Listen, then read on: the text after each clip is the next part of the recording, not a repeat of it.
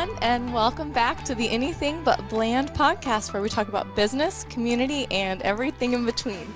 This is the Bland & Associates podcast, and I'm Kaylee Ruskowski, and I have my co-host here with me, Ashley Postaway. Guys, welcome back to the show. Today we have a very special guest joining us, someone who has dedicated a portion of their life to the world of real estate. They have a wealth of experience, a deep understanding of the industry, and have a passion for helping people achieve their real estate goals. Please help me welcome one of our own tax department gurus and CPA, Danie Senske. Thanks, guys. Hi, that Danie. was quite the intro. Yes. I love it. Where Ashley comes up with truly Stroke the best. ego a little bit there. Right. Well, we're thrilled to have you on today again Yep. to share your insights and expertise with our listeners. So do you want to tell us a little bit about yourself, how long you've been at the firm, and anything we can find you doing outside of work and tax season? So first off, thanks for having me back. It's been a bit. I feel like last time I was on, it was post-tax. It was right around tax season. We were talking about eating Girl Scout cookies and all that. That's right. Boxes. Survival methods So for tax season. I did good this year. I didn't eat any. I did really good. But anyways, okay. So I'm tax director at Bland & Associates, and I've been there, 13 years, I think. Wow. Time flies when you're having fun. So I specialize primarily in the real estate world, a lot of small business, high net worth taxpayers. But real estate really has kind of turned into a big niche for me. And I feel like a lot of taxpayers are going down the road of real estate because it's a really great avenue to diversify your investments and, your assets and things like that. So, and it's really, really interesting to me. And so thanks for having me on to talk real estate today. Yes, Right, no awesome. problem. Okay, well, we can't let her off the hook. Right. Now the tax season is done. Yes. What can we find you doing? Oh my gosh. Well, Hey, with all your free time. all my free time. Well, today I did a little Costco run. Oh. Maybe a little nap. I don't know. Good. I'm Deserved. a doer. I cannot just sit still. I'm not one of those people that can just sit and watch a movie. I wish I was, but I just can't. So I've got a list on my phone. Dear It's called, Annie. honey to-do list. it's called the post-tax day to-dos. Oh, And my so goodness. there's going to be some furniture I'm putting together. I'm going to great. Here organize. we go. I'm going to organize my closet. I'm probably going to do a little painting. I love it. I love I it. know, That's I'm crazy. awesome. I'm a crazy lady. Good. No, I like it. Time to catch up on all the Right? things. Catch up on all the things that you kind of Yes. set aside. Hang out with my kid. Yeah. We went to the park yesterday. Oh, so nice. I forget. Oh, yeah, it was great weather. I can't keep up. It's like bipolar. Some days Each it's day. nice. One day it's 80. One day it's snowing. One day it's tornadoing and lightning, and the next day is winter. I had shorts and flip-flops on yesterday, and I wanted to put my gloves on this morning. Okay, I have my winter coat on today and flip-flops today because I'm like, you know what? You just never know what the day's I'm like, going to turn Nebraska, into. can we decide? Are we doing spring? Are we doing summer? What are we doing? All of it. Yes. One day. Impossible to keep up. Yes. Gosh, seriously. Okay, so I want to do this. Okay. Ashley wrote in this little thing, podcast plan. Okay, tax season may be over, but the work of our tax professionals is never really done. There's always something new to learn or a new challenge to tackle. So let's take a moment and appreciate all of Danie and the rest of our tax team's hard work, dedication, and expertise. Thank you.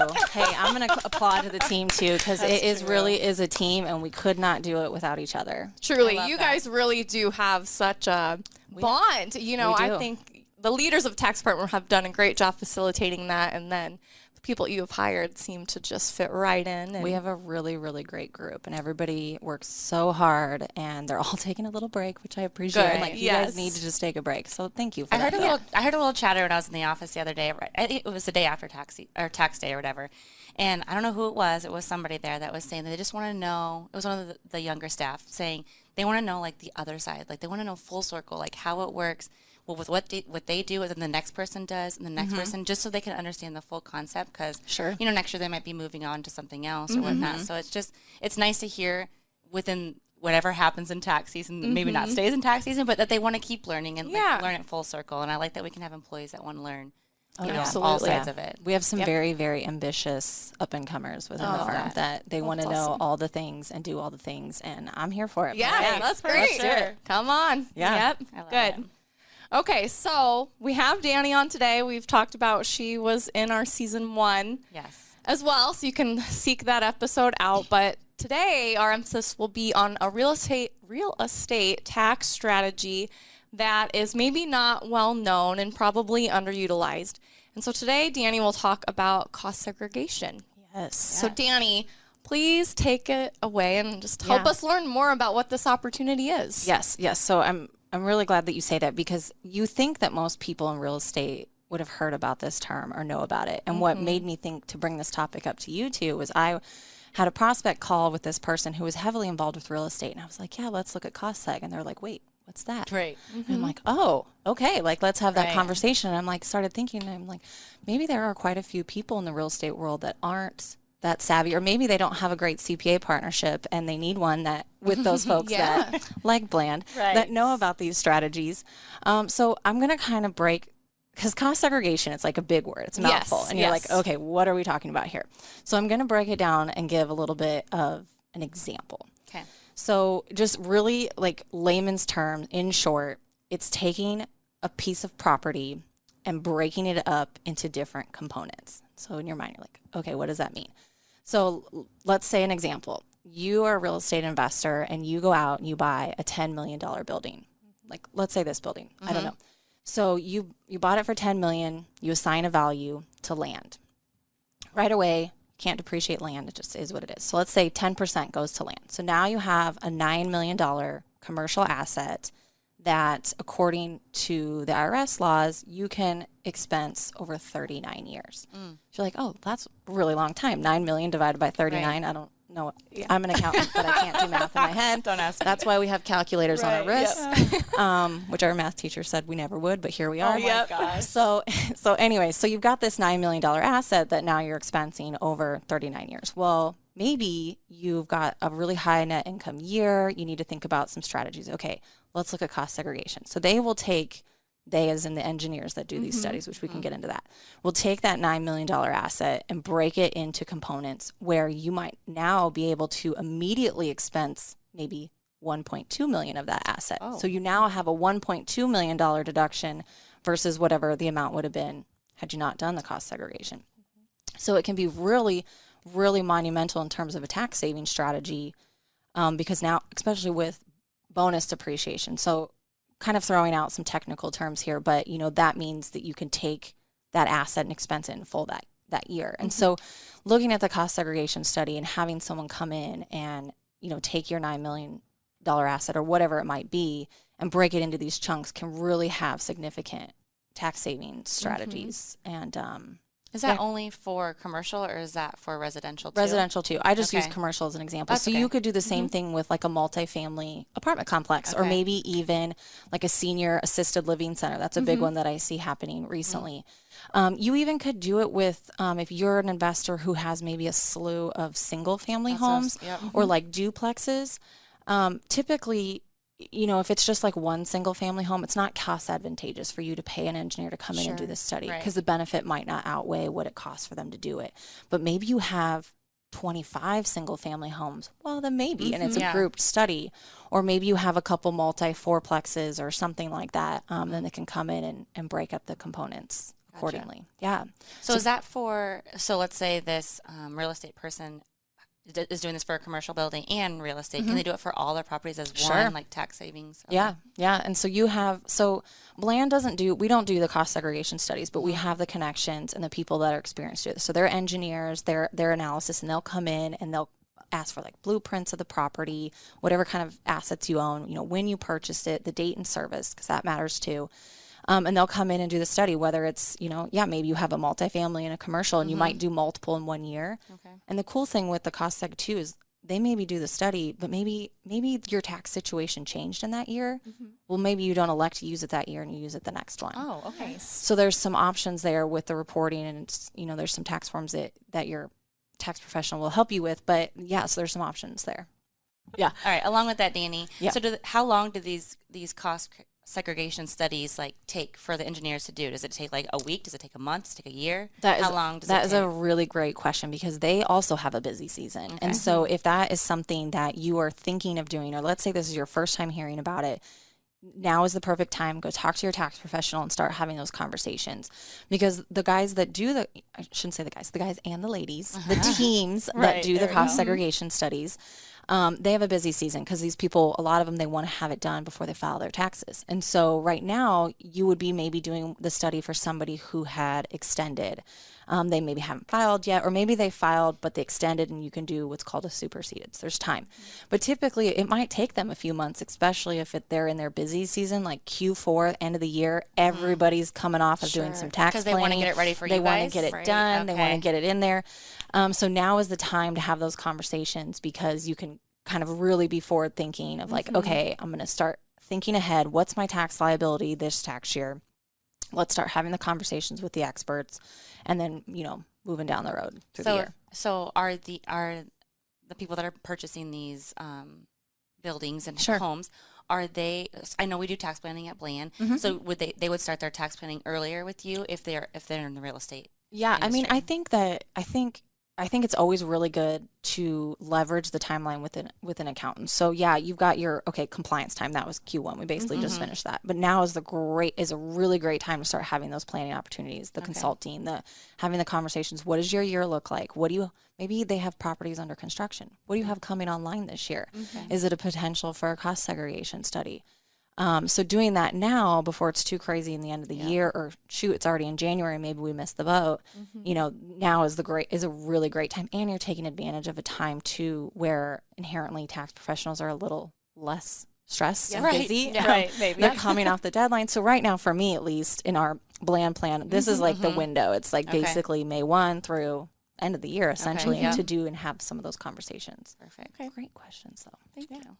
Tell us a little bit about who maybe is not a good candidate. We talked about the owner of a single family residential, maybe owners of buildings that have already been depreciated for a significant amount of time. Maybe they don't have a lot of improvement into the property. Maybe they've had it for quite a while and there really just isn't anything there. Definitely just like a single family home. You're probably it's not going to be worth the time unless it's a $2 million home in Florida, maybe. But here, like your $200,000, $300,000 rental, it's not going to it's going to cost you more than probably the savings are even going to generate. But yeah, I mean, you're really older properties that you haven't put a lot of improvements into. So that leads me to another thought too, is maybe it's not a new acquisition, but maybe it's a building you had and you just did an extensive renovation. You just put $2 million into improvements into this building. Well, let's maybe look and see what you did, and can we claw any of that away from 39 and say that some of that is eligible for bonus to be depreciated immediately. Yeah, so that's a common one, especially in the commercial world. I feel like when the tenant moves out. So let's say you have someone occupying 3 floors, you did a whole gut job of the space, so you did a ton of improvements. Like, okay, let's look. What did you do here? Can they do a couple of them in a year? Let's say your tenant moves in, they remodel it, they do it. But then like 6 months down the road, it doesn't work out. Something falls through for that company and they have to move out and someone else comes in and does a whole remodel. The person that owns that, is that going to affect the study that maybe was already done, or do they do a potentially if it was to the space and the space changed and then they came in and demoed that out. But yeah, I mean, you could have a study done on the building and it be, maybe you had first floor had this big gut job and whatever. I mean, so they can look at the actual projects themselves. How long do these studies are they good for the tax breaks? So it depends on the year that they do the study. So there's certain things. So like, and when the asset is placed in service matters too. And I'm being careful of not getting too into that because it gets really technical really fast. So it definitely matters the year the property was placed in service, because then that matters what kind of options you're allowed to take in terms of deductions, because those rules are changing. So if your asset's placed in service in 2023, well, now it's not 100% bonus anymore. It's 80%. So, if you had an asset placed in service in 2022, 21, then the rules were a little bit different. Sure. So you could still do a study in 2023, but if your building was placed in service in 2021, there's options that they can do on the actual, on the study, and then you pick it up on your return. And there's elections and adjustments. It's called a 481A. If anyone wants to have some light reading on a 481A, go look it up. Form 3115. And the good cost segregation study companies are great because they'll provide you with that information. And so then your tax preparer takes it, they put it on the return, they do what they need to do. Nice. And I have to imagine, oh, sorry. No, that's okay. To cut you off. But along those lines, I have to imagine it's important to use a good cost seg company, because this is probably an area that the IRS looks at upon audit. And so to have. Oh, absolutely. And the first thing, if it's a company I never heard of, I'm like, let me see the engagement letter. Do they stand by their product if you're audited? If they don't stand by it, then you need to look somewhere else. And a lot of the good cost segregation companies are going to stand by it. They're going to defend you. They're going to help you. They've got this whole package and then the history to back it up. So definitely shop around. I was just going to ask you shop around. Yes. Okay. ask your CPA, your tax advisor. If they are specialized in real estate, they're going to know somebody that does cost segregations. There's tons of companies that do them and really great ones. Perfect. Awesome. So Danie, tell us a little bit more about the tax implications of the cost seg study and how it can impact the owner's tax liability. Yes, so that is going to matter on a few factors. And so if you guys have me back, I think that there's another section. She's pitching herself. I'm just kidding. Because there's a lot of really like specific nuances with taking real estate losses. And so especially real estate, the IRS has their own set of rules into how you're able to deduct things. And so anyone that's new into the real estate industry or somebody that's even a senior vet in it, they're going to know what a real estate professional is. And so if you can meet that hurdle, there are more advantageous, I guess, rules for you to be able to deduct things. So it's immediate deduction against other income. Let's say you don't meet that. Let's say you're a passive, we call it a passive real estate investor. You're just starting to acquire property on the side. You still have some advantages there so even though if you got these losses and you can't take them to offset your W-2 job, for example, because you're passive. Maybe you have other sources of passive income, so there's some options there. And this gets really technical really quick. So I didn't want to get into detail, but I feel like you have to talk about real estate professional and passive and all of that. But that matters. And so if you're one of those people, so speaking to the audience here, so if you're one of the people that has real estate and you're going to have the conversations with your tax professional, ask them, am I passive? Am I real estate professional? Have those conversations. Because a lot of taxpayers aren't aware of that. They think I've got this property, I've got losses, I can deduct it. And there's a lot of unfortunate bad advice out there that tells you can do that and you're going to get audited immediately. But it's having those conversations then, because if you're able, let's say you don't work and you are able to meet rules and you really do dedicate your hours and your time and your real estate and managing your properties, well, now you've got this huge tax loss that potentially is very favorable for you to be able to take against your other income. And now maybe I've seen it time and time again where a cost segregation study can take someone's tax liability to zero. Wow. Depending on what they have, they're able to check the boxes of being a real estate professional. But yeah, so it can be a really great tool. And especially if you know too, where you have a lot of income coming over here. So like maybe you have a real estate property that's just killing it and you're making a ton of money. Well, now you've got this other one over here that you just purchased. It's coming online. You meet the real estate professional, all the rules apply for you to be able to take these losses. Well, now you've got a loss over here that's going to offset all this income over here. And now you've just freed yourself up with all this extra cash flow. Nice. Because really what cash should it cost you? Obviously the improvements in the property, the cash to pay for the study, but depreciation is a non-cash flow item. So now you've got all this cash flow from your rents and no tax bill that you have to pay the IRS. So that's why cost segregation in real estate, in my opinion, are great wealth building tools. And you'll hear that all over the internet. It's like a really hot topic, I think, right now. And as long as you do it right and hire the right people to be in your team, it's going to set you up for success every time. Yeah. So when are you going to purchase your next real estate property? When interest rates get a little better. Everyone's The only answer. wrench in the plan at the moment. If only in 2020, 2021. Oh, right. We had the foresight to know. Yeah. I know. I got smart and we sold our house and it was a great deal. I mean, it was crazy. I felt like I was watching the stock market with that thing. And living it real life. Yeah. I mean, it was crazy. But in hindsight. So yeah, we'll see. That would be the goal. Okay. I love it. Well, I'm glad Danie works with us. Like, she is clearly just an expert and a wealth of knowledge in this area. So I'm constantly reading, listening to podcasts, studying up. It really is interesting. And if you guys have me back, there's a lot of other topics with real estate that are interesting. And I think that our listeners that are in real estate, which I think a lot more taxpayers are wising up to maybe diversifying their investments. They're not just going 100% into retirement. They're now thinking, okay, rentals, right? Single family, short-term rentals. It's a huge topic right now. Huge topic. And it's and I feel like real estate people are always on the go. So podcasts, having you on more often would be a great idea just for them to listen to one project to the next. Yeah. From whatever house, whatever commercial property they're going to go show. Yeah, absolutely. Yeah. Well, Danie touched on it. I think being proactive and informed and having a good team behind you is so important in making sure that you do execute this Well, then so you can do more of the research, and then they're helping you with the day-to-day stuff, and then you can just get more in depth into your niche and learning the new changes, the law changes. Definitely. Tax, yeah, having the team behind you that knows what they're doing, that understands. If you're in real estate and you work with a tax professional, you should ask them, do you know what a cost segregation is? Yes. That's your homework, everybody. And if they don't, you need to call me and Bland. Yes.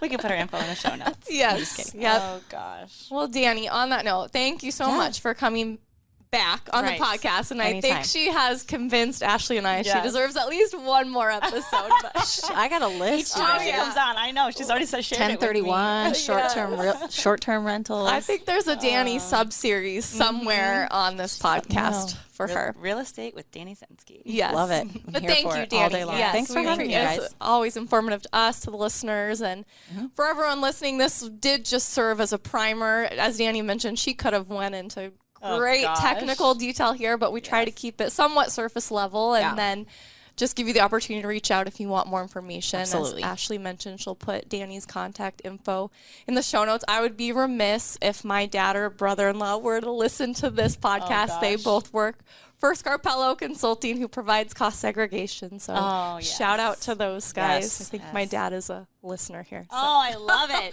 Hi, Dad. If you share it, you can win some swag. I know you have more Bland swag. I'm glad you name dropped them. I work with them a lot, and they do really great work. Yes, well, good.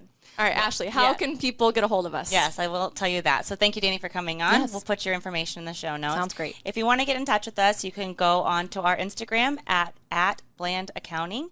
That's our tag. You can find us there. If you share any of our posts or stories, you can be entered in to win some Bland swag. We got a bunch of new stuff that we have for the spring, summertime. Nice. So we can share that. Yeah. Also, please rate and review us on whichever app you use to listen to us.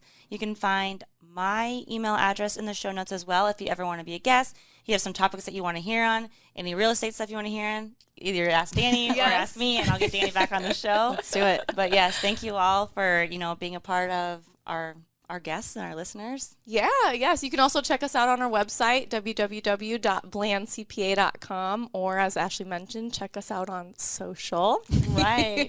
You can also rate and review the podcast on whichever app you use to listen, and we would truly appreciate any way that you can support us, listening, sharing, rating, reviewing. I know Danie's left us a review before. Always. Yes. 5 stars. Much appreciated. Yes. So friends, be informed, Be inspired. and be awesome. Bye. A Hurrdat Media Production.